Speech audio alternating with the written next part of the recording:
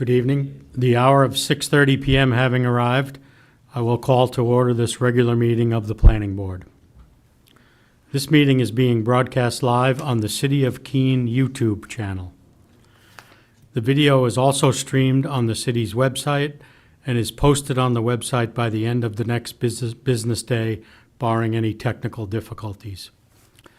Anyone wishing to view a copy of the agenda and supporting materials will find it on the city website. To receive electronic copies of future agenda packets, please go to the homepage and subscribe to the city meetings email list.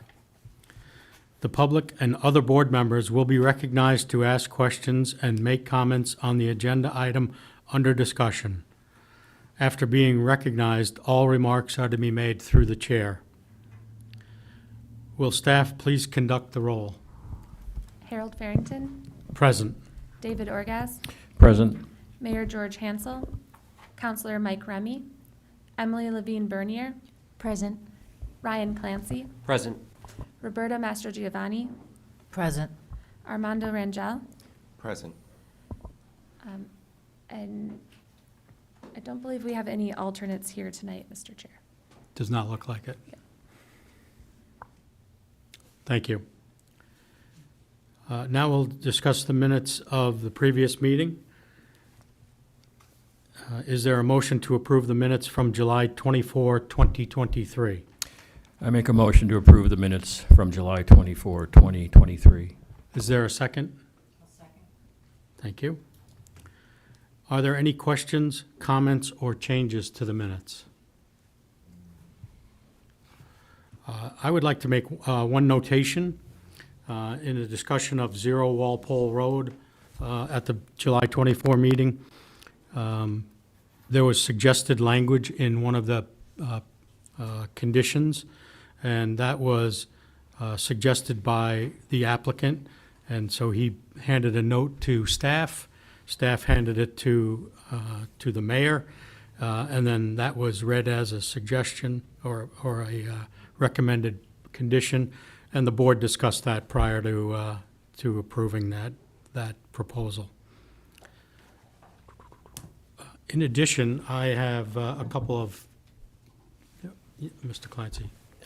Mr. Chair, I don't believe the board was aware of the contents of that note, and so what do you know what the contents of the note were? It was language for the wording. Of the Yes. motion? Yes. So the applicant handed a note dictating how he would like the motion read? Is that what It I'm was a hearing? discussion, if you recall, what it was narrowing the scope of the water study from the entire property to just the parts that will be developed. But I believe the part of the recommended motion from city staff was the paved driveway, and that was the part of the motion that the mayor chose to omit from the motion that he read, so I'm just No, wondering it was if not, that was it was not, the issue was not paved or unpaved. It was the study on the water study, water table study. Good clarification on that? Sure. Mr. Chair, if I could jump in here, because I Yeah, did please. see the note, and I apologize for not making it more clear to the board, but it was suggested wording from Tom Hanna. They were concerned that the way that staff had recommended that the motion be worded was a little too vague, and this was specifically for the condition to require a drainage study to be done for the site. And they asked, when the applicant was presenting to the board, they asked whether or not that condition was meant to be for the whole site or just the portion of the site that's being developed. And the board discussed and felt that it should just be for the portion of the site that's developed.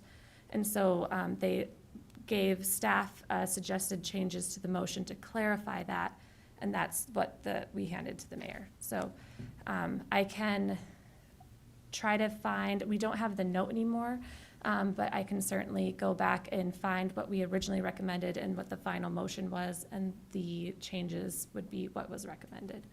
But that was discussed by the board before the motion was made. Can I? Yeah, please. I mean, it was discussed, but it was not known that that was the applicant's will. So is it procedure for an applicant to hand a note for their wishes and not speak publicly? The board was already deliberating, and, we had reached that discussion topic. But we were unaware of And the applicant's. Councilor Remy, I believe, was the one who suggested that. Yes, but we were unaware of the applicant's desire.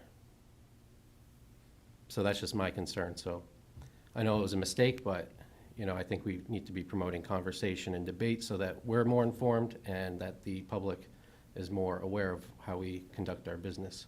So, there's no turning back time, so I'm going to approve the minutes, but I'm just concerned about what occurred and just want to make that known. Okay, thank you. Okay, just back to the minutes for a moment. May I suggest a couple of changes? Line 232.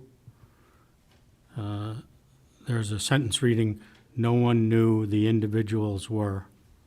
I believe they're probably missing a word, "who."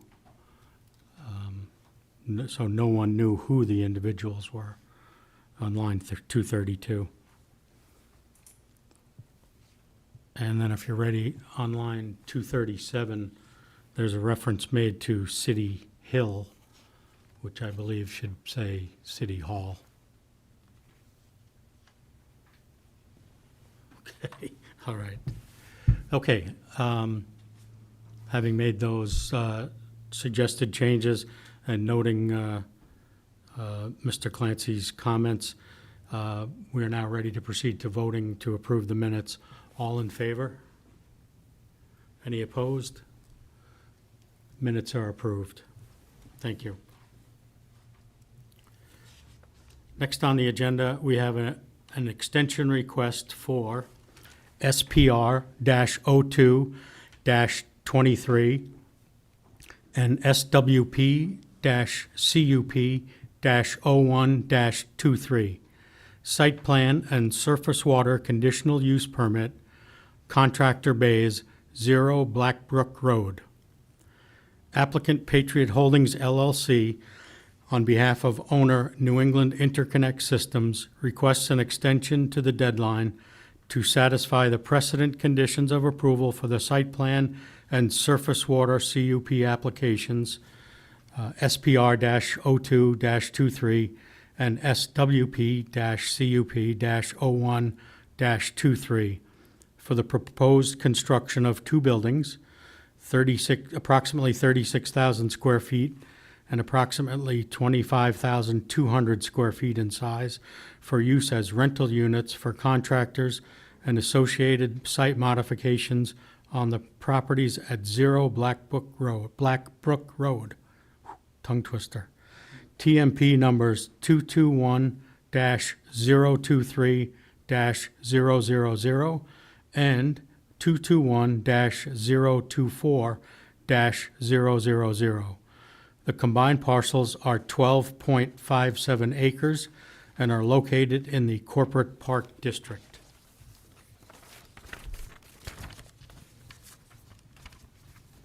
At this time, I'd like to ask the applicant to speak on the extension request, if he's here. So, Mr. Chair, I believe this is an extension request for an application that did meet the conditions of approval prior to expiring. However, because the August meeting was not held, the applicant agreed to submitting an extension request and waiting until this meeting to get final approval. Okay, So the extension request is to extend the deadline to allow them to get their final approval tonight. okay, thank you. May I ask for a motion to approve the extension? Yes, Mr. Chair, I'll make a motion to approve the request to extend the deadline to meet the conditions of approval by 180 days. Second? I'll second. Thank you. Any discussion or questions? Okay. Proceeding to the vote. All those in favor? Any opposed? Extension is approved. Next, we have a standing agenda item in response to the City of Dover decision issued by the New Hampshire Supreme Court. So as a matter of practice, the board will now issue a final vote on all conditionally approved plans after all of the conditions precedent have been met. This vote will be the final approval and start the 30-day appeal clock. May I ask staff if there are any applications tonight that are ready for final vote? Thank you, Mr. Chair. There are 4 applications tonight that are ready for a final vote.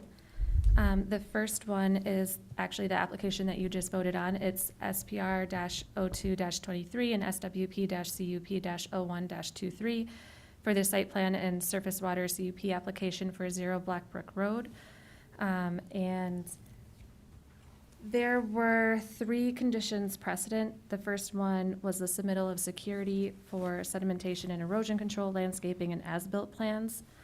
The second one was the owner's signature and the inclusion of the alteration of terrain permit number on the plan set. And the third was the submittal of 5 full-size paper copies and 1 digital copy of the final plan set. All of those conditions have been met. There was, the only thing that wasn't met was the inclusion of the alteration of terrain permit number on the final plan set, and that's because it hasn't been approved yet. And so staff are recommending that you issue final approval with a condition subsequent that the alteration of terrain permit be submitted after final approval. Okay, thank you. Do you have a motion for that? Yes, Mr. Chair, the final you. approval, I make a motion to issue final approval for SPR-02-23 and SWP-CUP-01-23 with the following condition subsequent to final approval. 1, submittal of alteration of terrain permit. Do we have a second? I'll second. Thank you. Any discussion or questions? Seeing none, I will ask for a vote. All those in favor? Any opposed? Motion, final approval is granted. Thank you, Mr. Chair. The second application that's ready tonight for final approval is S-05-23. This was a 2-lot subdivision of 86 Nims Road.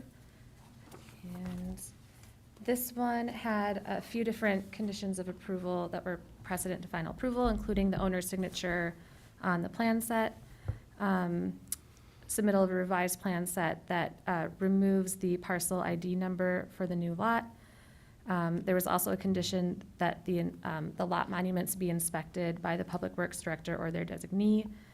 The submittal of 4 full-size paper copies, 2 Mylars, and a digital copy of the final plan set, and submittal of a check in the amount of $51 made out to the City of Keene to cover the recording fees, and all of those conditions have been met. Thank you. We'll entertain a motion at this time.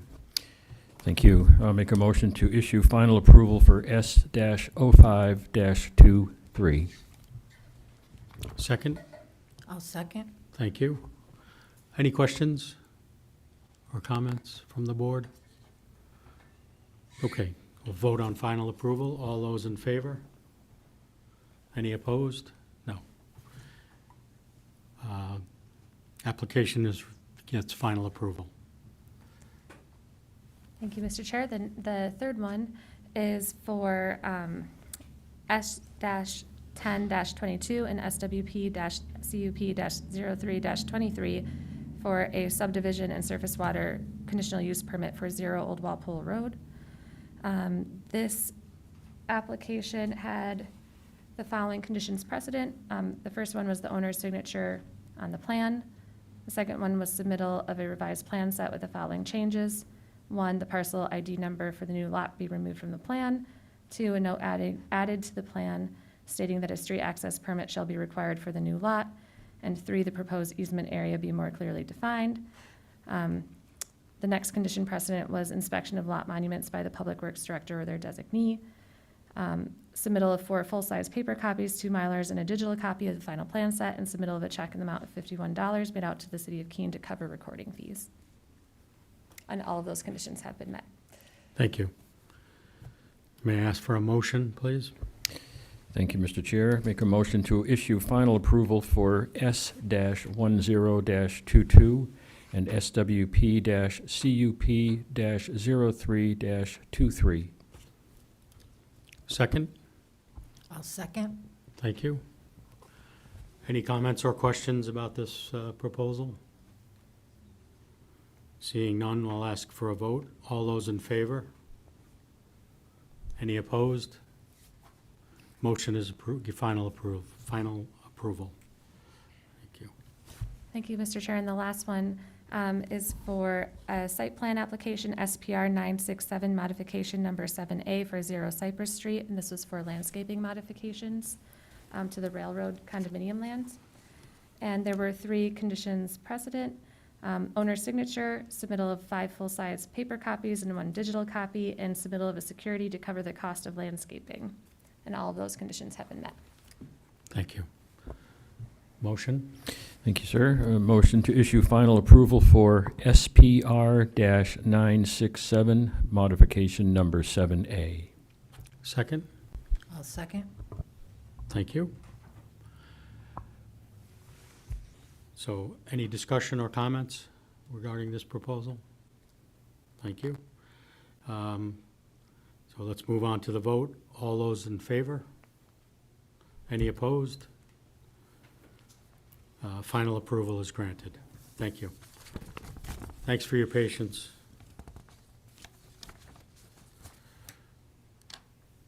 Moving on to the business for this evening.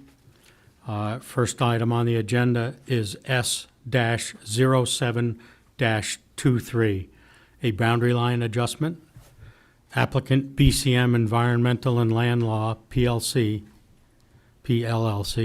on behalf of owners Tilden Properties LLC and the James A. Putnam Trust, proposes a boundary line adjustment between the properties located at 168 and 180 Court Street, TMP numbers 554-010-000 and 554-011-000. Both properties are in the medium density district. Does the staff have a recommendation for completeness of the application? Thank you, Mr. Chair. This is Mary Brenner, Senior Planner, and staff recommend that the board accept the application as complete. Thank you. May I ask for a motion to accept the application as complete? Yes, sir. I'll make a motion to accept the application as complete. Second? I'll second. Thank you. All in favor? Any opposed? Thank you. Right on time. I'll invite the applicant to present. Thank you. Thank you. I'm Tara Kessler. I'm a planner, paralegal for BCM Environmental and Land Law. And tonight I'm representing the owners of the properties at 168 and 180 Court Street. Those parcels are just to the north of the intersection of School Street and Court Street, and they both contain single-family homes today. This is a pretty straightforward boundary line adjustment. The request is to transfer a small area of land, about 0.03 acres, that's along the common boundary line between the 2 parcels. Currently, that land, it's this small area that's along the common boundary line. This area of land belongs to 180 Court Street today, and they're proposing to transfer it to 168 Court Street. And the reason for the adjustment is to create a straight line. Historically, the property line had been straight, but somewhere along the way, it shifted and there was that jog in the line, and they just want to revert it back to the original conditions. Both properties are in the medium density district and are conforming with the requirements of that district. The proposed adjustment won't affect that. They'll continue to be conforming with the zoning requirements after the adjustment. I think the only other thing that I would note is that we were informed late last week that the city staff had identified a buried clay storm drain underneath both properties. There isn't an easement for that drain, and the city would like to approach the property owners to talk about access to that drain if it were to need maintenance in the future. And the property owners are open to having that conversation. We just ask that that be separate from this boundary line adjustment. I'm happy to answer any questions you might have. Thank you. Do board members have any questions for for Tara?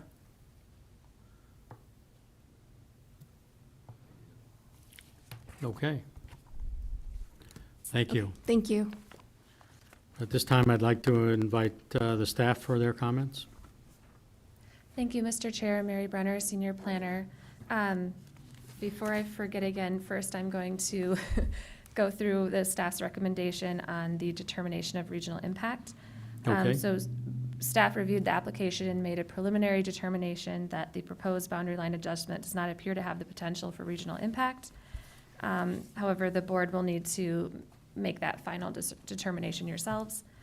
As far as the actual review of the application, there's not a lot here to review. The applicant sort of describes the proposal. We did include in your packet on page 25, at the top of that page is a table that shows the area of each lot before and after the proposed adjustment. Both lots are conforming both prior to and after this adjustment with all zoning. With respect to sewer and water, both parcels are currently serviced by city sewer and water, and that will not change. There's no changes to access to either property, and there's no surface waters or wetlands present on either parcel. So really, it's a pretty straightforward boundary line adjustment. And so staff have included a recommended motion in your packet, actually on that same page, page 25. And we are recommending, we didn't have any conditions to recommend for you tonight. And so the applicant is hoping to receive final approval tonight. They have already submitted plans that are signed by the owner and meet all of our requirements. So if you do decide that you're ready to issue final approval tonight, we have everything that we need to process it. Yep. Thank you, Mary. Board members have any questions for staff? I have one question. With respect to the storm drain, were there any comments from city engineering or anything about that? So the Or they're city okay with engineer separating actually it? wasn't even aware of the storm drain. It was another, when the planning board, I think it's our constant contact email went out, one of the other Public Works employees brought it up that there's this 10-inch clay drainage pipe. And so it's something that isn't really well-known. There's no easement. We couldn't find any deeds or anything that reference it. So they really just wanted to make sure that the owners were aware and let them know that they'd be interested in talking to them about getting an easement. Okay, good. Yeah, I'm not looking to slow this down tonight. Okay, at this time, I'd like to invite the public to ask questions or provide any comments regarding this proposal.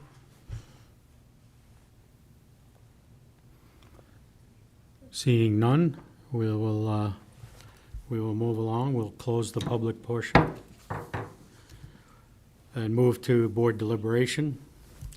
Is there a motion on this request? Thank you, Mr. Chair. There is. Make a motion to approve S-07-23 for a boundary line adjustment between the properties at 168 and 180 Court Street, as shown on the plan identified as Boundary Line Adjustment Plan of Lands of James A. Putnam Trust and Judith H. Putnam Trust, 168 Court Street, parcel number 554-10, and Tilden Properties, LLC, 180 Court Street, parcel number 554-11, City of Keene, Cheshire County, New Hampshire, prepared by Edward C. Goodrich, Jr. at a scale of 1 inch equals 20 feet on August 1st, 2023, and last revised on September 7th, 2023, with no conditions. Thank you. May I ask for a second? Thank you. So any discussion or edits? Any other deliberation? I think from my perspective, given that this is a boundary line adjustment between two wholly contained properties within the city, that I don't see any regional impact.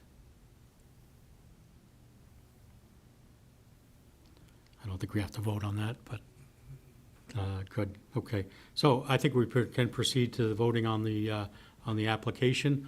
All those in favor? Any opposed?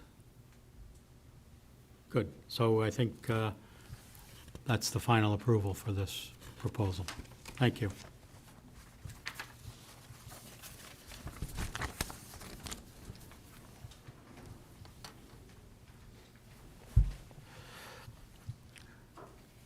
Next on the agenda is S-08-23, subdivision and SPR-04-13, modification 1 site plan.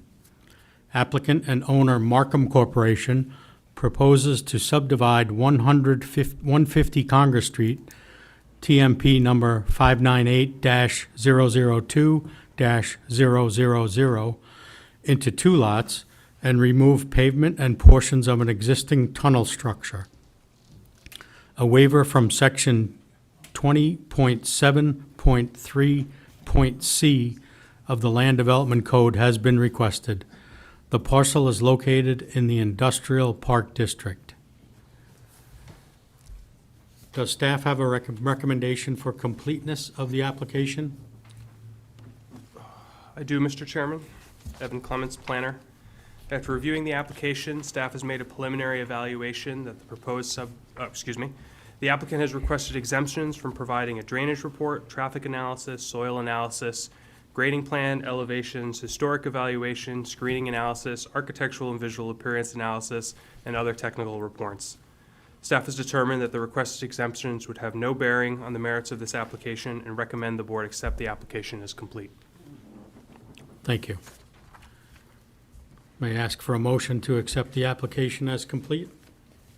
Make a motion to accept the application as complete. Second? I'll second. Thank you. All in favor of the completeness? Any opposed? Motion is complete. At this time, I would like to ask the applicant to present on their application. Thank you. Excuse me. Thank you. My name is John LaFave with Fieldstone Land Consultants. I'm here tonight on behalf of Markham Image. What we are doing is we have 2 applications before you tonight. One is for a subdivision and one is for a site plan, and they're unison with each other. In order to subdivide the property, there is some pavement and a tunnel that attach 2 buildings that need to be removed. When we talked with the planning staff, they felt that they would be most comfortable if we came in with a site plan, showed them what we were going to do, and have that be conditions towards the subdivision plan. So it's as simple as it gets. We're removing some pavement so that we meet the setbacks from a parking standpoint. We're removing a portion of the tunnel that connects 2 buildings in order to bring that into compliance for the building setbacks. Okay. Any questions for the applicant?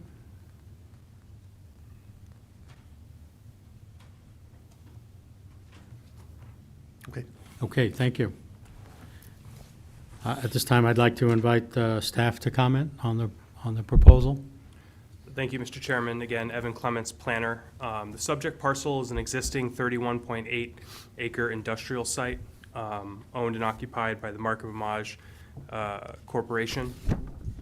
The site consists of 3 existing buildings and associated improvements, including drive aisles, parking spaces, and landscaping. The parcel is located to the west of Optical Avenue and north of New Hampshire Route 101, with frontage on Congress Street, Tiffin Street, and Brown Street. As the applicant described, this is sort of 2 applications in one. The applicant's main intent is to subdivide a new 4.02 acre parcel that includes the building located directly adjacent to Tiffin Street. So this is an existing 21,000 square foot building. It's going to be referred to as the INF building. It is a 2-story brick building with an attached 1-story steel warehouse. The applicant intends to sell the new lot and building to a prospective buyer. In order to meet pavement and building setback requirements, a site plan modification is submitted and depicts the removal of 2 drive aisles to the west of the INF building and the removal of a tunnel structure between the INF the INF and the main Markham Image building. And that's in order to make the proposed subdivision comply with zoning. So how this application will go, hopefully this evening, if the board determines to approve the application, the site plan itself is ready for no conditions final approval, and then the applicant will be able to perform the site work to remove that impervious surface and to remove the portion of the tunnel to allow the new lot to meet setbacks. And then, once that work has been done and the other conditions of approval for the subdivision portion of this application have been met, they'll come back for final approval for that subdivision plat, and then they will be able to move forward with their project. The other thing that they are asking for is a waiver from section 20.7.3 point C of the Land Development Code, which refers to light level trespass that exceeds 0.1 foot candles onto an adjacent property. The newly proposed internal lot line is going to be encumbered with light from the existing lighting fixtures on the site. So they are requesting a waiver from that lighting standard.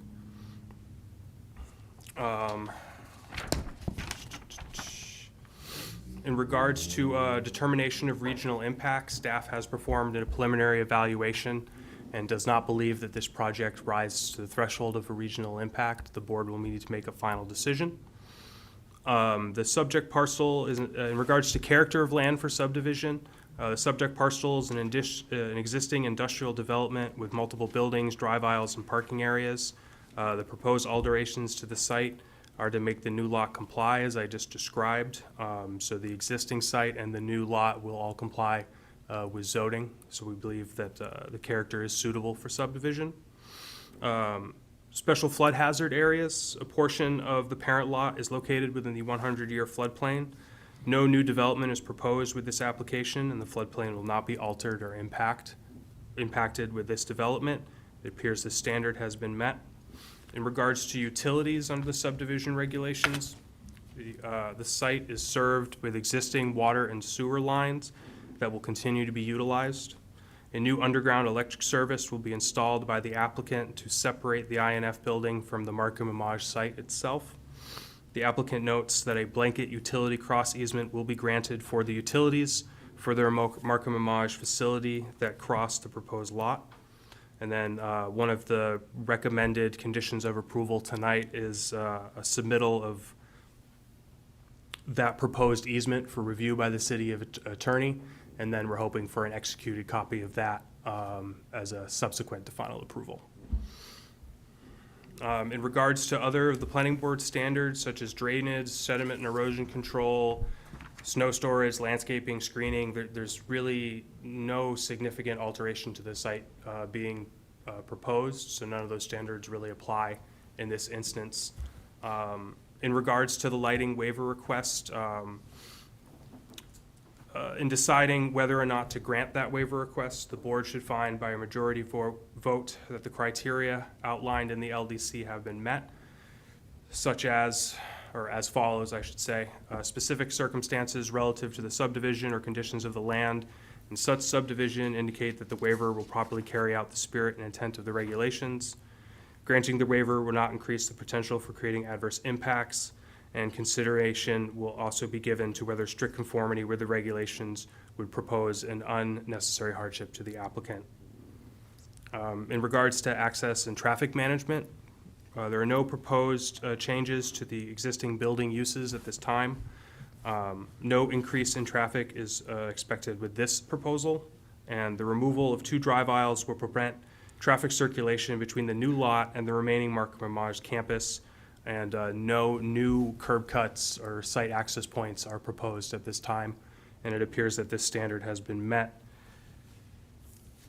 The last relevant standard, I believe, is noise, in so much that it is an existing industrial use of the property, and there is no proposed change to the nature of that use at this time. So whatever existing noise levels that exist through the current use of the property will not change. and staff believes that this standard has been met. Oh, I'm sorry. Just briefly going over the recommended motions for this project. Staff is requesting that the board act separately in regards to the waiver. So that will be for section 27(3)C for the light trespass.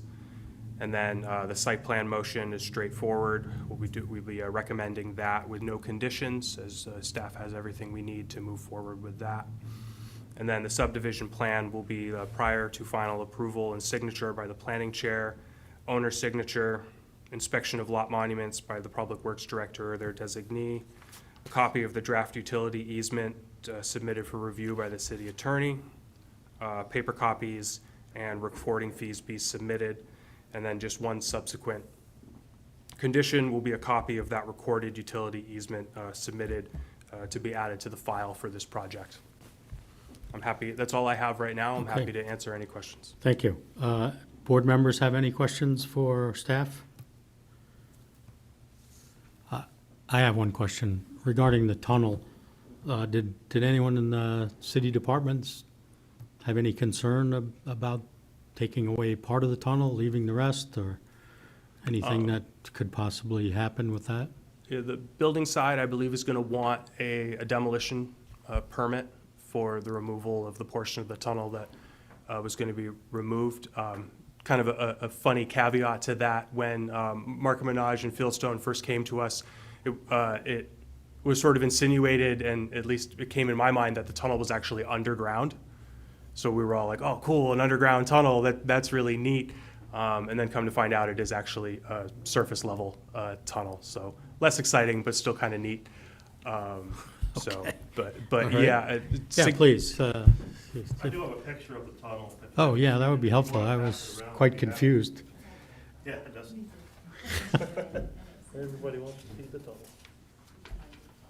So, if you think of like a park bus stop, so to speak, it's an enclosure. Jonathan, could you speak into a okay. microphone for us, please?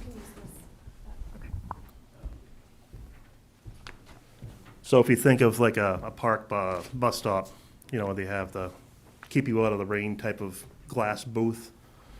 That's pretty much what it is. It's just okay. connecting the All two right. buildings to keep people out of the rain. The sections of the tunnel that'll be removed will be adjacent to the proposed property line to then bring it into compliance. Okay, yeah, that helps a lot. Okay. Thank you. I was thinking of cave-ins and all sorts of other possibilities. Yeah, that was our initial concern as well. And then it was like, oh yeah, it's just a tunnel on the surface. We're like, oh, it's a little more Okay. straightforward. Okay, All right, thanks. you're welcome. Any other questions? Yeah, please, Ms. Levine Bernier. Thanks. I think just a clarification on the light filtration. So they're subdividing, and then maybe this comes after, or if we pass it and vote yes on it, then if there are new owners on that building and they have an issue with the light, am I understanding it correctly, that it'll go over the boundary? So the waiver will allow the proposed the proposed site plan to effectively, to meet our current standards for the existing lighting on the site. Okay, That will accommodate the new lot line that they're drawing in. When the new owner comes in, there will be a change of use for the new owner, and depending on the level of adjustment that they might need for this new lot, that may trigger a certain threshold of site plan review. okay, But the waiver is really just to accommodate existing light levels on the site that have become a factor because of the changes on paper, not on the site itself. Does that make sense? yes. Can I keep speaking fast? Yeah, please, go ahead. I wanted to make sure we weren't locking anyone in the future to some sort of like light overflow. Yeah, and it's all parking lot Yeah. lighting, it's all drive aisle lighting, and it's all industrial Yeah, in nature. okay. Thanks. Thank you. Good question.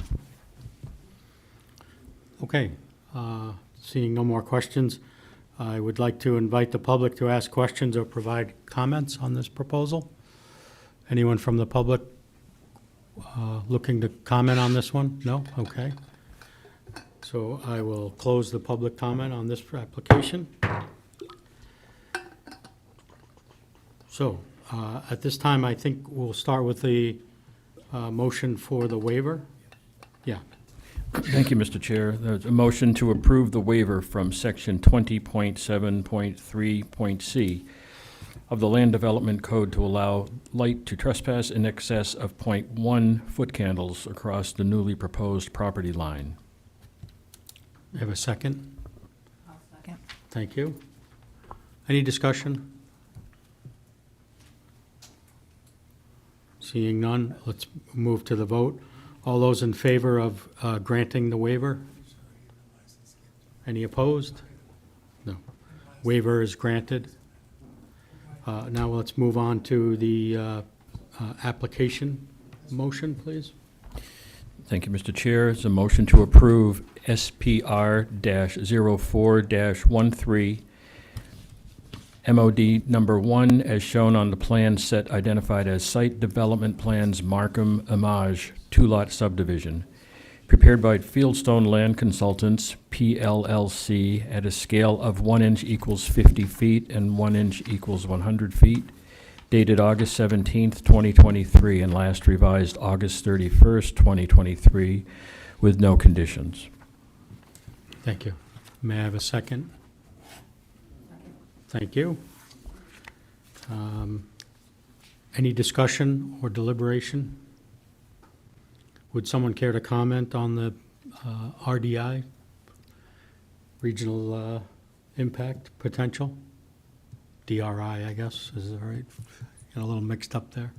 A little dyslexic at this hour. Anyone care to comment on that? I'll comment. I don't think it'll have any Yeah, regional Mr. impact. Yes, thank you. Basically, okay. Thank you. Okay, at this point, I think we can move to a vote. So all those in favor of approving the application?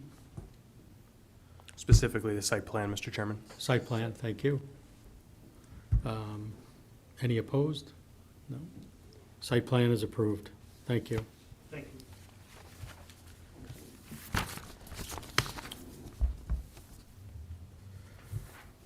And then we also need a conditional motion for the subdivision plat at this time. Okay. Thank you.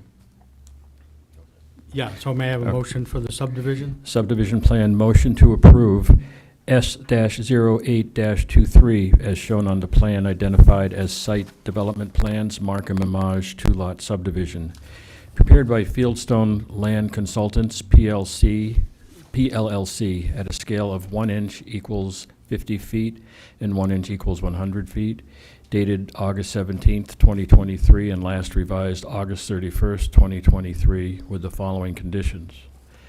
Prior to final approval and signature by the Planning Board Chair, the following conditions precedent shall be met. A, owner's signature appears on the plan. B, inspection of lot monuments by the Public Works Director or their designee following their installation, or the submittal of a security in an amount deemed satisfactory to the Public Works Director to ensure that the monuments will be set. C, a copy of the draft utility easement document shall be submitted for review and approval by the city attorney. D, submittal of 4 full-sized paper copies, 2 Mylar copies, and a digital copy of the final plan set. E, submittal of a check in the amount of $51 made out to the city of Keene to cover recording fees. 2, subsequent to final approval and signature by the Planning Board Chair, the following conditions shall be met. A copy of the recorded utility easement document shall be submitted to the Community Development Department. Thank you. May I have a second? I'll second. Thank you. Any deliberation on the subdivision? Anyone care to comment on the regional impact of the subdivision? Stewart. I don't believe there'll be any regional impact on the subdivision, on the, any regional impact. Thank you. All right, so we can proceed, I think, to a vote now. All those in favor of the subdivision proposal? Any opposed? Subdivision proposal is approved. Thank you, Mr. Chairman. Okay. And Mr. Chair, sorry to interrupt here. I just wanted to ask you, or I believe you skipped over the first subdivision that was on the agenda for tonight, the S-06-23 for 800 Park Avenue.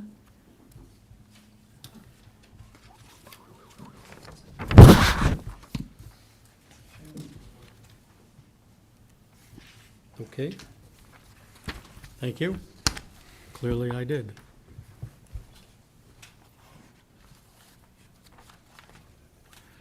So let's move, sorry, Jim. Yeah, let's move to this item on the agenda. S-06-23 subdivision.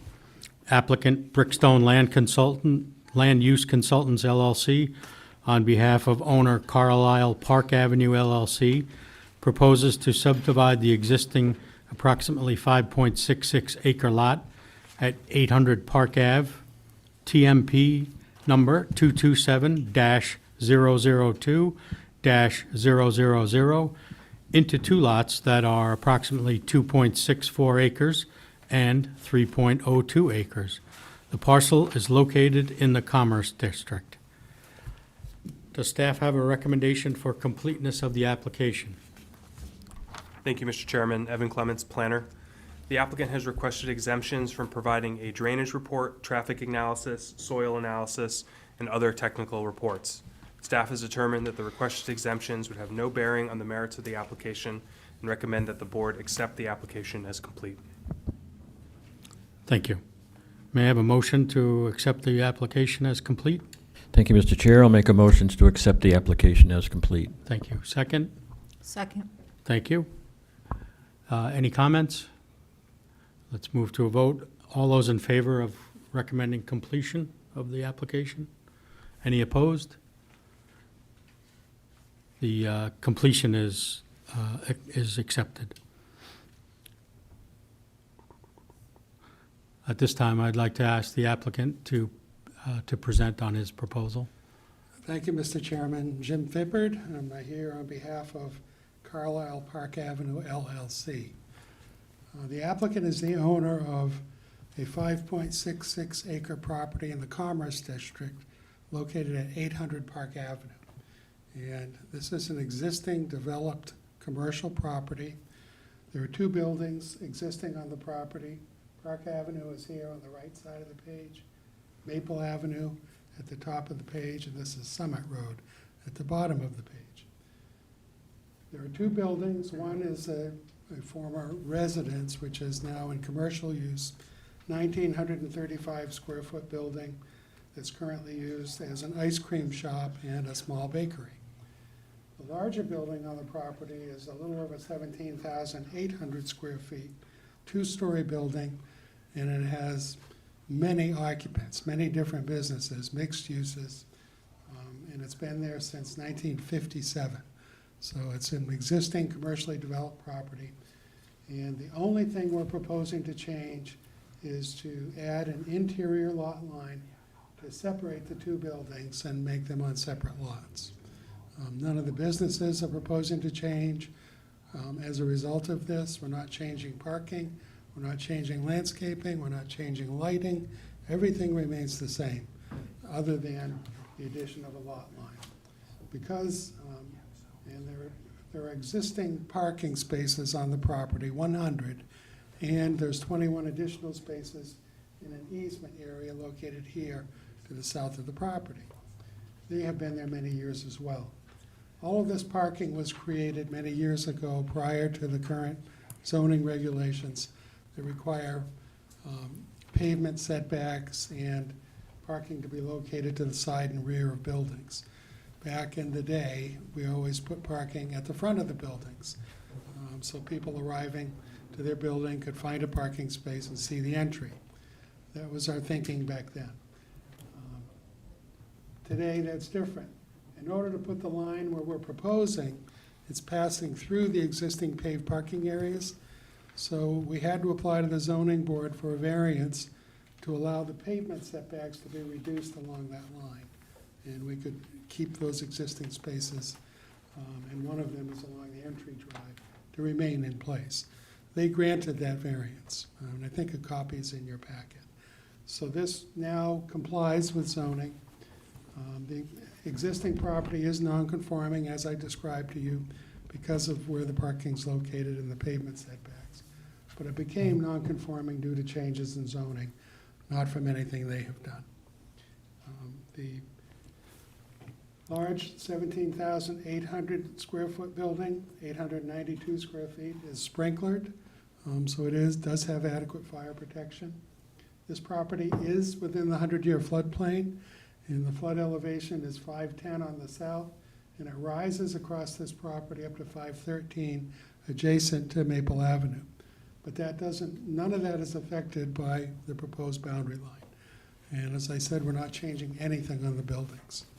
So it makes it a very simple request for you, and I'd ask that you approve it. Thank you. Any board members have questions for the applicant? Okay, it's Thank clear. Thank you. At this time, I'd like to invite staff to comment. Thank you, Mr. Chairman. Evan Clements, planner. We'll do the regional impact really quick. After reviewing the application, staff has made a preliminary evaluation that the proposed subdivision does not appear to have the potential for regional impact. Ultimately, the board itself will have to make that final determination. As Mr. Fippard described, the subject parcel is an existing 5.6 acre lot located between Summit Road, Maple Avenue, and Park Avenue, approximately 600 feet south of the Cheshire Medical Center. The Black Brook runs north-south through the western portion of the parcel. The property contains 2 existing commercial buildings and 100 on-site parking spaces. An additional 21 parking spaces are located in an existing easement along the southern portion of the property. Again, this is very straightforward. The variances were applied for and approved regarding the pavement setback, which was the one pinch point with the previous application. So we don't need to do that here. Again, the majority of the planning board's regulations do not apply just because this site is already fundamentally built out and developed, and there are no proposed changes in any way to the site with this application. In regards to the character of the land for subdivision, in regards to dimensional requirements, both lots will meet zoning and are suitable to be subdivided. As Mr. Fipper just described, the property is located in the 100-year floodplain, but no proposed impact to the floodplain is proposed with this application. In regards to lighting, unlike with the previous application, this application, there are no parking lot pole lights. So there are wall packs along the buildings, but there is no light trespass due to this new property line because the parking lots are not lit. So it appears that this standard has been met. The site's served by existing water and sewer connections that won't be altered. In regards to traffic and access management, there's no proposed changes to site access or curb cuts or changes to drive aisles. So that standard has been met. No changes in regards to architectural and visual appearance, noise, hazardous, toxic materials, surface waters, or wetlands. In regards to the proposed motion, we're asking for the usual this evening, owner's signature, inspection of lot monuments by the Public Works Director or their designee, a copy of the draft pass and repass easement submitted for review and approval by the City Attorney, paper copies, Mylars, and recording fees as well, and then a copy of that recorded, executed pass and repass easement for the project file to be submitted to the Community Development Department subsequent to final approval this evening. I'm happy to answer any questions the board may have at this time. Thank you, Evan. Any board members have questions for staff? Mr. Clancy? Thank you, Mr. Chair. Would you just clarify the variance, so there's still a setback? I'm just trying, none of the pavement currently needs to be dug up? Is that, That's correct. The applicant received relief from the zoning board to allow that pavement to remain okay. in place, and that was approved. Any other questions? Okay. At this time, I'd like to invite the public to ask questions or provide comments. Anybody hiding back there behind you, Jim? Not that I'm aware of. Okay, all right. Okay, so I'll close the public comment portion. So, may I ask for a motion on the application? Thank you, Mr. Chair. Motion to approve S-06-23 as shown on the plan set identified as subdivision plan prepared for Carlisle Park Avenue LLC, prepared by David A. Mann, land surveyor at a scale of 1 inch equals 50 feet, dated July 14, 2023, with the following conditions. 1, prior to final approval and signature by the planning board chair, the following conditions precedent shall be met. A, owner's signature appears on the plan. B, inspection of lot monuments by the Public Works Director or their designee following their installation, or the submittal of a security in an amount deemed satisfactory to the Public Works Director to ensure that the monuments will be set. C, a copy of the draft pass and repass easement document shall be submitted to the city attorney for review and approval. D, submittal of 4 full-sized paper copies, 2 Mylar copies, and a digital copy of the final plan set. E, submittal of a check in the amount of $51 made out to the City of Keene to cover recording fees. 2, subsequent to final approval and signature by the planning board chair, the following conditions shall be met. A copy of the recorded pass and repass easement document shall be submitted to the Community Development Department.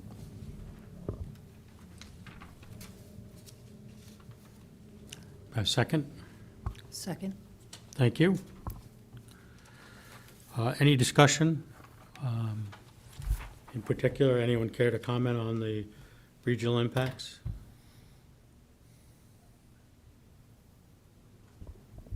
I would say that this proposal doesn't impact the region. Thank you. Thank you, Mr. Rangel. Okay. Any other comments? So let's move along to a vote. All those in favor of approving the application? Any opposed? Application is approved. Thank you. Thank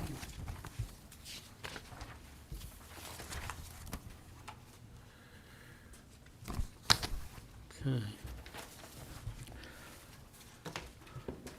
The next item on the agenda is for advice and comment, which is an opportunity for the planning board to provide guidance to an applicant in a non-binding session. The request for advice and comment is for Aroma Joe's site modifications, 348 West Street. Applicant Brickstone Land Use Consultants, on behalf of owner West Street AJ's LLC, is seeking input from the planning board regarding proposed modifications to the existing queuing layout on the Aroma Joe's property at 348 West Street, TMP number 577-025-000. The parcel is 0.23 acres and is located in the Commerce District. Are there any questions for the applicant or staff? Would you like to Yes, please, I'd like to speak address the briefly? board. Yeah, okay, thank you.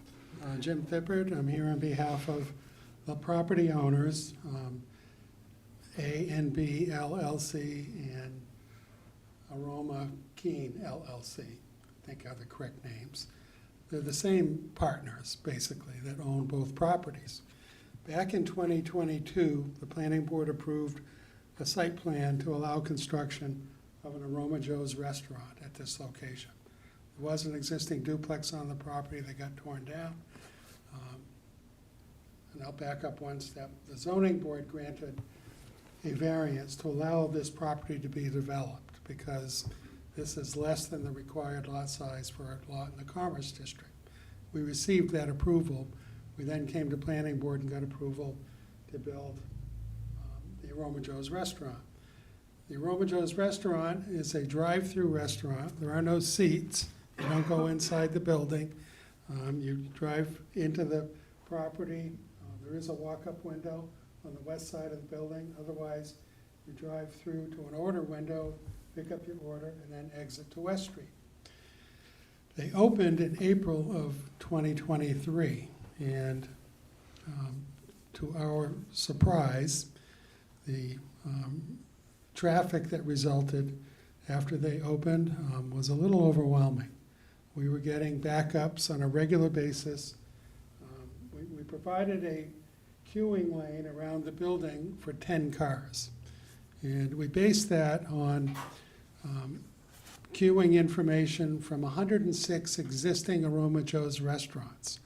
And other than 3 properties, 10 cars in the queue were adequate.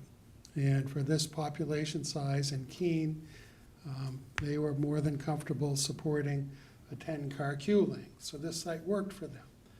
In reality, once they opened, 2 or 3 times a day, we were getting cars backing into West Street, as many as 4 cars in West Street, and cars waiting to turn left in West Street that were blocking the flow of traffic. It was not a good situation. Police were called to the property several times. I was called to the property while police were there and witnessed what was happening. A few times, customers were getting aggravated. They were getting ugly. The police officer was great how he handled it. He kept them calm, convinced them to move along, or he was going to arrest them and confiscate their car. They got the message and they did move along, but they weren't happy. But it kept happening. It just kept happening. And we were hoping this is just the newness factor, that because we didn't have an Aroma Joe's in Keene for a long time, that this was just popular. But until the college kids went home for summer, we were getting that back up into West Street at least once a day and as many as 3 times a day. The police pleaded with me to find a solution, do something. We can't keep coming down here every day. This isn't our job to direct traffic into Aroma Joe's. So I met with the owners. Since that time, they purchased the former gas station next door, and we developed a site plan for a new car wash to be constructed there. Most of those buildings have been removed, already demolished, and they're getting ready to go. But the solution we came up with was to add a second entry lane on the Aroma Joe's site. So I worked with staff, had several meetings with staff to discuss this, and we were afraid that it was going to take too long to get through the approval process and we'd run into winter weather and we're going to be right back in this situation all winter long. And we didn't want that to happen.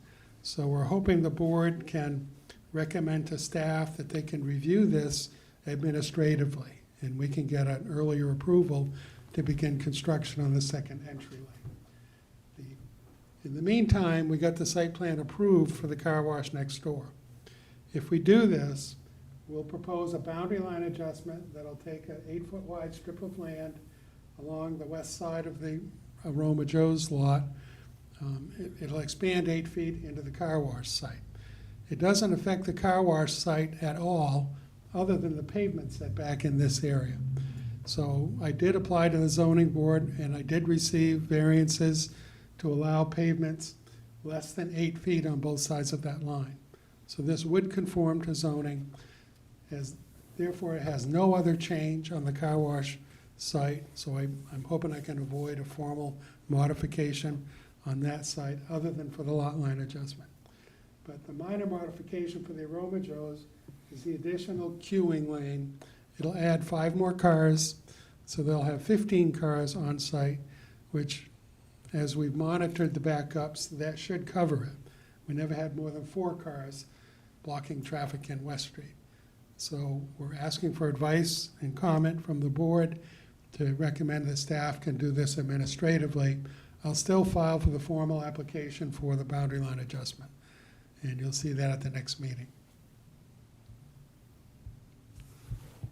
Okay, thanks. Anybody have questions or comments? Mr. Orgaz? Yeah, thank you, Mr. Chair. Thank you, Jim. Is there one car allowed to make an exit once they go around and get their product to leave, to either to go left or right? Is there only room for one car at a time? That's right. There's not a double exit lane. So is there a possibility that a car waiting there to turn left is causing a backup? Because making a left out of anywhere on West Street is, We haven't witnessed that. Challenging. The backup occurs because they can't get through fast enough in the existing queue lane. And so the cars keep coming, and they stop, they block the sidewalk. I witnessed one incident where a person in a wheelchair was coming on the sidewalk, couldn't get around, went out into the street. There was a close call with a car in the street for this guy having to go around this car. So it's not a good situation. But the backups have been, when this backup lane gets to the street, these people don't keep going, they stop, and they wait to turn left. And they all have their signal on, they're all being very patient, but it's not good for them to be blocking traffic. And then on the occasions when they're blocking traffic, and there's a car coming west on West Street and he wants to turn left, they're hesitant to let him in. So we've seen that occur, but never a car exiting the property. Exiting cars can turn left or right? They can go left or right Okay. until the city puts the median up in West Street, which is coming. Yes, Ms. Levine Bernier. Yeah. So up until a few months ago, it was my daily commute in the morning to come from West Street towards Main Street. And I was almost in 2 accidents because of backup. One being someone seemed to have decided really late in the game to turn into Aroma Joe's, and there was a car towards the end, so they had to like slam on their brakes and wait in line. And then the second one seemed to be an aggravated, maybe customer, it was taking too long, and there was a queue in the street, and they kind of said, forget about it, and I was in the left lane, and like, they pulled right out in front, because they were maybe done waiting, I'm assuming. So it's a nightmare. Question, can customers on foot order, do they order at the same window as a car? No. Okay, There's a walk-up window on the west side of the building, right here. okay, And a lot of people, they learned, because of the queues, that they would park here at the gas station, which was closed, and walk across and place their order and then go back in their car. So they were avoiding the queue, but they can only delay the construction so long, and they want to proceed on the car wash. Winter's fast approaching, so we're very anxious to get the additional lane, the additional queuing. It's kind of it's a mystery to these guys. They own 106 of these, and they have never had this. They've never seen the amount of ordering, the amount of product. They had to get 3 additional deliveries every week to deliver these energy drinks that the kids are drinking. It's not coffee. You know, I asked them, what kind of coffee do you sell? I still have never been there. But it's the energy drinks, and the kids can't get enough of it, and they're coming 2-3 times a day to get these flavored energy drinks. And so they don't, you know, I said to them, don't you think it's going to stop?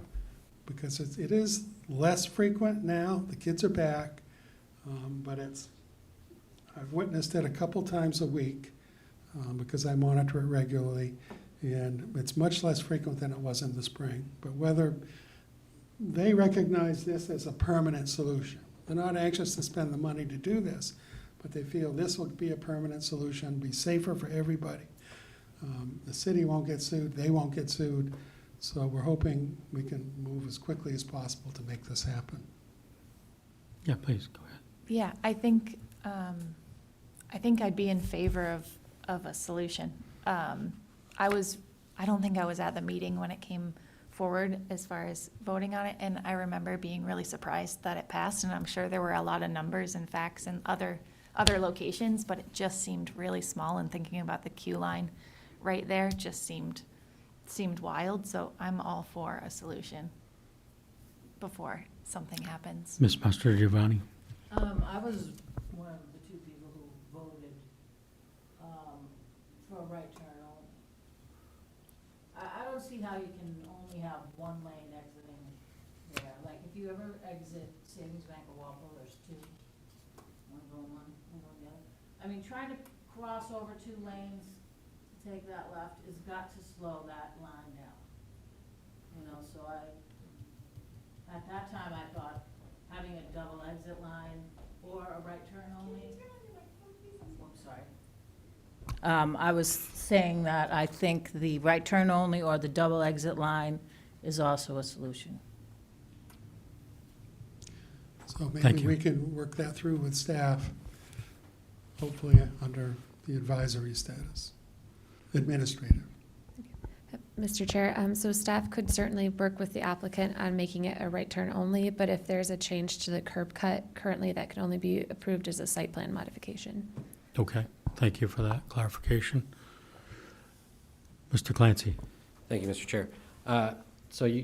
This started in the spring, so I've been seeing the snow reports for this year, and the lot is quite small. And so with a heavy snow predicted this year, I'm just thinking about snow removal. Would this improve snow removal? Would that barrier to the property, the new property that they acquired, assist Well, with that?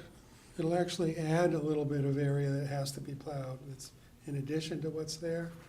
But the plan for snow removal is to push all the snow back into however many parking spaces are needed, and then it's hauled from the site.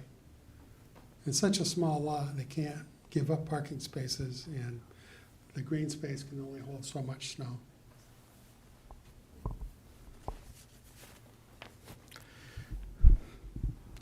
Mr. Engel? Can you just talk a little bit about how the second lane is going to help the queue, like how that flow is going to go? As cars are backing up in here, somebody coming on the lot is gonna see that and pull into this lane. And then they have to merge at the back of the building. They've done this on 3 other sites where they had a similar problem, and the merge works. They're in, you got here ahead of me, and they usually let them in. And then they take turns to get through the line. So they've witnessed that on their other properties, and that's been the benefit of working with them, because they own so many of these, they've encountered all these issues, and here's how they fixed them. So we've got good data, although they misled us with the original 10Q count, saying for a city the size of Keene, you know, we're kind of off the charts for them. They've never had such a volume with this small a population. And all I can explain is the college kids and the energy drinks. So, because that's what he's shipping over here by the van load 3 times a week. It's not coffee, it's not food, it's these energy drinks. Mr. Orgas? Thank you. I'll note Panera also moved to another Lost a Coffee location, so that may be adding to the interest. Just a side note, but Yeah, it could be. I mean, that all happened at around the same time, so.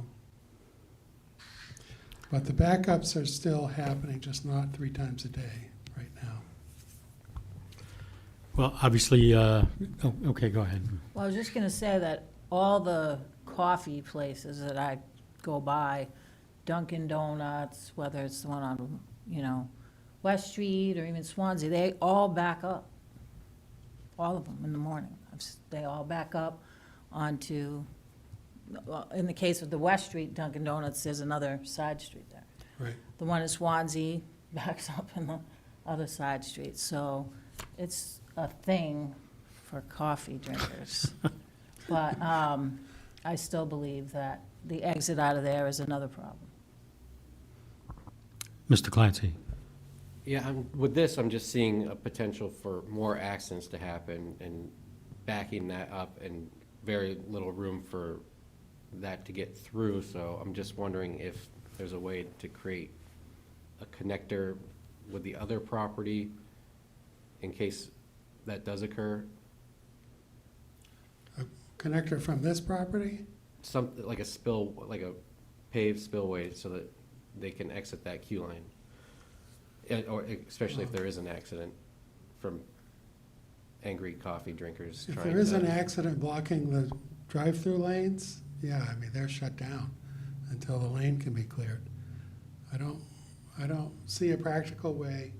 I mean, these drive-through lanes for the car wash go counterclockwise as well. So there's really a conflict here if we're trying to bring him in this way to get him into this property. They're gonna shut down. I mean, they shut down once a day for about 15 minutes now when a delivery comes in, because the delivery truck has to block the drive-through lanes to unload the truck, and they're in and they're out.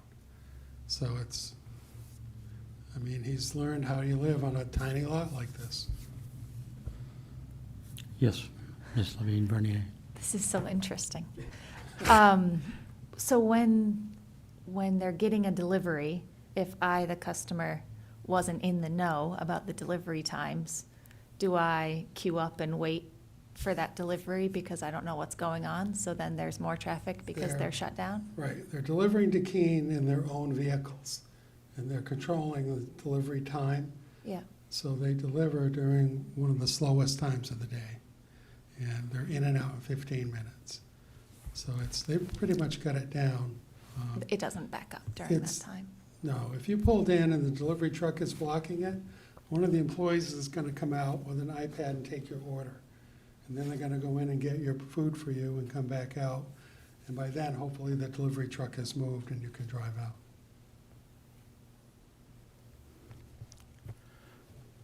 Okay, well, I appreciate you sharing with us.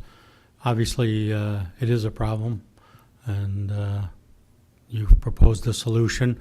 I'm not sure procedurally what you're asking us to do, or. I'm asking you to tell staff that it's okay to handle this administratively, rather than require formal public hearings, and which would delay all this until November, the end of November.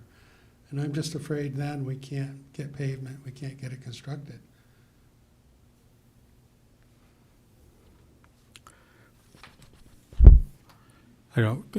Would staff So- like to comment on the Mr. procedural? Sure. So, again, this is advice and comment, so everything that you and the applicant are saying here tonight is non-binding.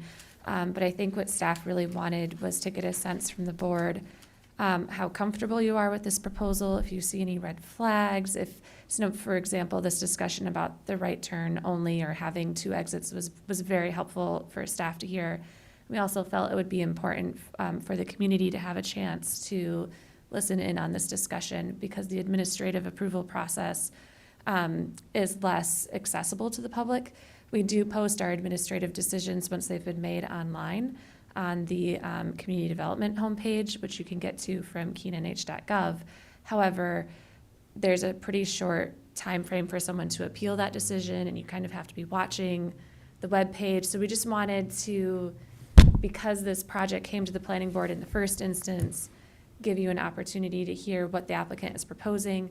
I think overall, staff doesn't necessarily have any issues with this proposal, but we do know that this particular application, there's been some controversy in the public, and we have had some of the abutters come to us with concerns that have been resolved, but we know that this project in particular has been closely watched by the community. So we wanted to make sure you were aware of it ahead of time and get a sense from you. I don't think that you need to necessarily make a motion tonight, but it would be helpful to hear from you if you feel like this is really something that you'd like to see come back to you as a formal application or not. Yeah, I mean, I think it's important to the community, to the abutters, and I wouldn't feel comfortable making it just an administrative decision at this point until we hear from, we really didn't have any public comments when it was originally passed, I don't think. But now that it's been in place, I think we would get some comments. Yes. So the car wash is owned by the same company, sorry, Mike.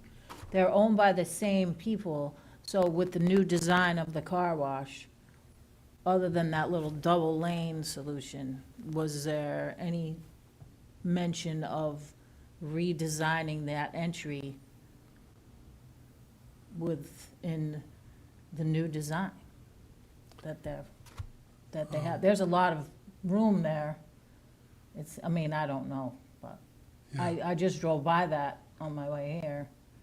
It's quite a bit piece of property now they're developing over on that side, For the car wash. yeah. I mean, there isn't a lot of room. We're to setback line on that property as well, same as the Romachos. So, you know, we had the same issue. We wanted to make sure we had plenty of queuing in the drive-through lanes to get into the car wash, so we didn't create a similar problem on Pearl Street. So what I'm hearing from the board so far is that you're not comfortable with administrative review and you feel it should be a full hearing. Can I ask one more question then? Yes. I've already missed the application deadline for the October meeting, which is in 4 weeks or 5 weeks. Can I file the application, because the work is done. The drainage report's done, everything's done, it's ready to go in. But do I have to wait and submit it for the November planning board meeting? Or is there a way I can get it in October? That'll give me a chance with decent weather in November. I think that has to do with public notification timelines, but I'll let staff answer. Thank you, Mr. Chair. I'm just really quickly, I'm looking up the planning board schedule to remind myself when the deadline was and when so we have something called a revision deadline. And if it's a complete application and we don't find any waiver requests or any major questions pop up after reviewing it, submitting by the revision deadline could be a possibility. Let me just, Which is what date? I'm looking that up for you right now.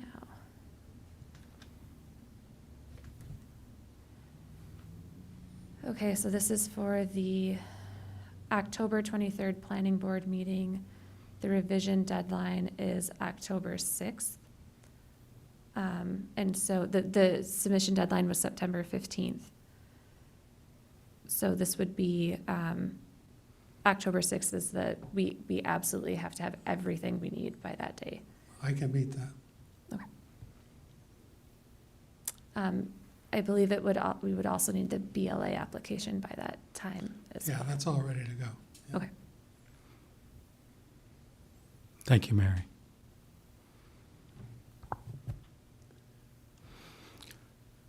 Yeah, I mean, just me personally, I'm not interested in slowing you down, especially because it is a fix you're putting in, which is needed. On the other hand, I don't feel comfortable not having the public involved, so I think this is, if you can get it in by the revision date, and we can have it on next month's agenda, I think that would be great. Okay. Thank you. Thank you, Jim.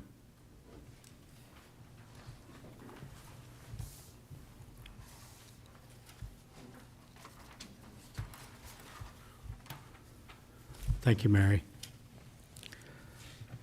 Next on the agenda is a nomination of a representative to serve as a commissioner for the Southwest Region Planning Commission. Planning Board alternate Kenneth Coast has expressed interest in serving as a commissioner to represent Keene. State statute requires the nomination to come from this planning board, and the confirmation will come from City Council. So is there a motion to nominate Ken Cost to serve as a commissioner on SWRPC? Yes, Mr. Chair, I'll make a motion to nominate Ken Coast to serve as commissioner. Second? Second. All right. Any discussion? Mr. Clancy? From my brief time on planning board and seeing how Mr. Koss works, he seems very interested and dedicated, and I think he would be a great representative. Thank you for that comment. Any other comments? Let's proceed to a vote. All those in favor of the nomination? Any opposed? Okay, so Ken is nominated. Moving along to staff updates. Does staff have anything to report at this time? Thank you, Mr. Chair. Mary Brenner, Senior Planner. I do have one item. It's actually listed under new business. You have an item, I think it's called a request for planning board comments on the Route 101 improvements project, and we included a correspondence that was addressed to the planning board regarding that project.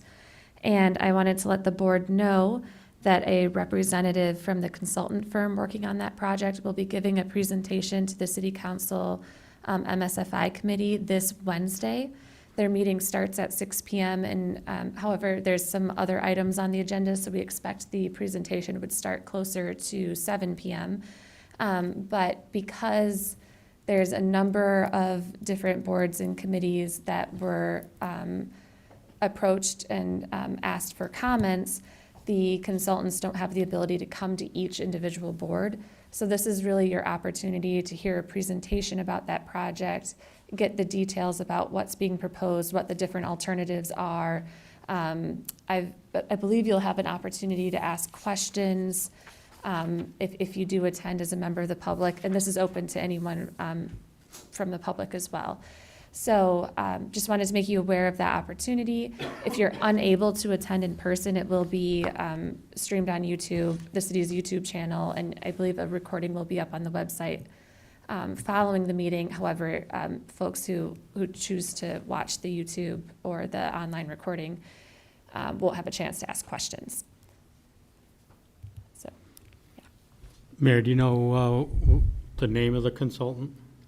yeah, I believe it was Comprehensive Environmental Incorporated, and they're assisting the New Hampshire Department of Transportation with this project. And I don't know a lot about it. I just know that it's a Route 101 improvement project that runs from Optical Avenue to Branch Road. And one of the key focuses of the project is improving the safety of the intersection with Swansea Factory Road, including that bridge that goes over the Branch River. So some of the alternatives that they showed on the map in your packet, this is on pages 62 through 64 of your packet. The very last page of your packet is a map that kind of shows different alternatives. So they've requested comments from various different city boards and committees on this project. And then the City of Keene itself is also planning to submit comments because we do have a preferred alternative as the city as well, so. Yeah. So I don't think this is something that you necessarily need to deliberate on tonight, because I don't believe the letter really gives you enough information to do that. But hopefully after the presentation on Wednesday, you'll be informed enough to be able to comment. Yeah. What's the location of the hearing? Oh, thank you so much. So yeah, the meeting will be in this room, second floor, council chambers of City Hall. Yeah, it's 6 o'clock, and if you've been up and down that side of 101 for the past 6, 8, 12 weeks, and you've probably seen the flagger signs and their trucks out all morning long at least.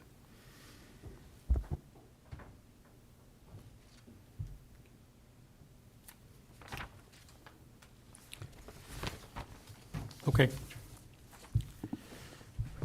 Thank you, Mary, for sharing that. Are there any other items of new business that board members would like to see included in a future meeting? Mr. Clancy. Yes, Mr. Chair. I would just like to get a formal request in for an update on the issue that I brought up during the minute meetings earlier, because luckily our minute taker took great notes, and I just want to read from it so it's in the record. Mayor Hansel stated that he was going to read the motion from the staff report without the condition requiring that a driveway be paved. So with that being in there, I just want to make sure that we're being transparent to the public with the happenings that might have occurred during our last meeting. So without the mayor here to explain and without this note I think we just want to make sure that we're circling back and not sweeping this under the rug for transparency's sake, for the public. So tell me again what you're specifically asking for? I'm asking for a staff update looking into this at our next meeting. So, I can comment on that. So I don't think that we would be able to give you any more of an update than what we've stated tonight, because, again, I can tell you, I saw the note that Tom Hanna passed to staff, and then I passed along to the mayor. The note included the specific language in that condition related to the drainage report. It didn't say anything about the driveway being paved or unpaved, but the applicant did ask during their presentation. I believe Jim Fippard was the one, or he might have been the one for Conservation Commission, but the applicant for that application is the one who requested that the board not include that condition. That condition was recommended by staff, but the applicant didn't want to pave the driveway because of the added expense. And so the applicant did ask for that in the meeting, but that was not included on the note. So I hope that clarifies it for you. I mean, without it, we don't know, but I just have an ick feeling about the situation, so I can take people for their word, but again, I just want to make sure we're as transparent as we can be, not only to the public, but to this board as a whole, because we were unaware of the contents of that when we were deliberating about it. So I feel like with the mayor choosing to make that comment with this unknown note, I feel like it disenfranchises us from having a important conversation, and might make us feel like because it was removed that we shouldn't deliberate on it and debate about it. So we're not able to discuss and educate ourselves better on the situation, and I think it disenfranchises the public as well when we can't have those discussions. So I just want to make my concerns known, and I just wish we could have some more clarity about it. But without the mayor being here, we don't have it tonight. Yeah, I think it's two separate issues. The one being paved or not paved. It was clear that staff was recommending a paved driveway. And in our discussion, deliberation as a board, we voted to, the applicant clearly didn't want that, gave their reasons for it, and we deliberated on that and made a decision that we were not going to include that as a condition.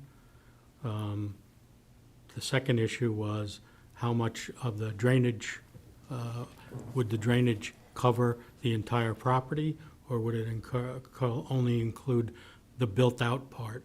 And I think that apparently was what the note was about, and I thought we talked that out pretty clearly too. Councilor Remy was, I think, the one who initially brought that up and was pretty insistent about it. But yeah, I don't have the note. I didn't see the note. I don't know. Staff doesn't have the note. Maybe the mayor does. But I guess we could ask that question and go from there.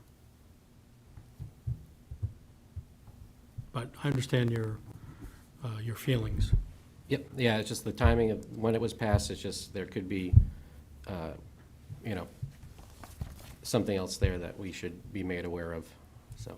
Okay, thank you.